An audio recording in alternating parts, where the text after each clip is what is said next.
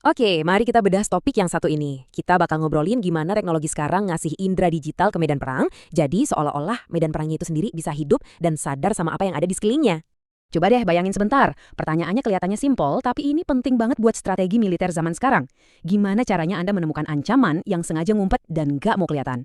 Jawabannya ternyata cukup mengejutkan dan benar-benar mengubah cara kita mikirin soal pengintaian. Musuh itu ternyata nggak perlu lagi ada di depan mata buat kita tahu keberadaan mereka. Nah, kita masuk ke bagian pertama, musuh yang tak terlihat. Di sini kita bakal lihat gimana aturan main perang tradisional itu ditulis ulang. Bukan pakai senjata baru, tapi pakai data. Jadi tantangan utamanya tuh ini, perang modern seringnya nggak terjadi di lapangan terbuka.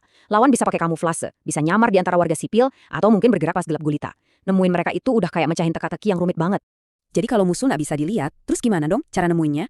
Nah, jawabannya ada pada apa yang kita sebut mata dan telinga digital yang disebar di lapangan. Ini dia, teknologi intinya, sensor medan perang. Lupakan deh kamera pengintai biasa. Coba Anda bayangin, ada sebuah jaringan perangkat pintar. Ya, Internet of Things atau IoT yang sengaja ditanam di tanah atau di pepohonan. Tugasnya, buat merasakan semua yang terjadi di sekitarnya. Terus gimana cara kerjanya sensor-sensor canggih ini? Ini bukan fix ilmiah loh, teknologi ini beneran ada dan cara kerjanya itu sangat spesifik dan nyata. Jadi, sensor-sensor ini dirancang buat nangkep jejak-jejak paling halus yang ditinggalkan manusia. Mereka bisa deteksi getaran dari gerakan, atau tanda panas tubuh yang beda sama suhu lingkungan, bahkan frekuensi suara langkah kaki atau obrolan yang pelan sekalipun. Nah, poin kuncinya di sini tuh soal kecepatan. Seluruh proses ini cuma butuh hitungan detik. Jadi pertama, sensornya nangkep ada sesuatu yang aneh. Kedua, datanya langsung dikirim ke sistem pusat. Dan ketiga, pasukan di lapangan langsung dapat notifikasi. Semuanya real time. Semua ini membawa kita ke sebuah kesimpulan tentang era peperangan yang baru. Ini bukan lagi cuma soal siapa yang punya alat paling canggih, tapi lebih ke pergeseran fundamental. Sekarang, ini soal keunggulan informasi. Siapa yang tahu lebih banyak dan lebih cepat, dialah yang menang.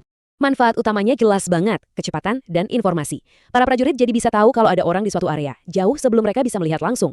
Ini ngasih mereka keuntungan taktis yang luar biasa. Jadi bisa antisipasi, nggak cuma sekedar bereaksi. Ada sebuah analogi keren yang bisa merangkum semua ini dengan sempurna. Teknologi ini membuat medan perang seolah memiliki mata dan telinga. Keren kan? Seolah-olah medan perangnya itu sendiri jadi hidup, bisa melihat dan mendengar untuk melindungi pasukannya. Dan yang penting buat diingat, ini tuh salah satu contoh paling nyata dari peran IoT di dunia pertahanan modern. Teknologi yang sama yang bikin smart speaker atau termostat di rumah kita jadi pintar, sekarang diterapin di lingkungan yang paling menantang di dunia. Nah ini akhirnya ninggalin kita dengan satu pertanyaan besar buat direnungkan.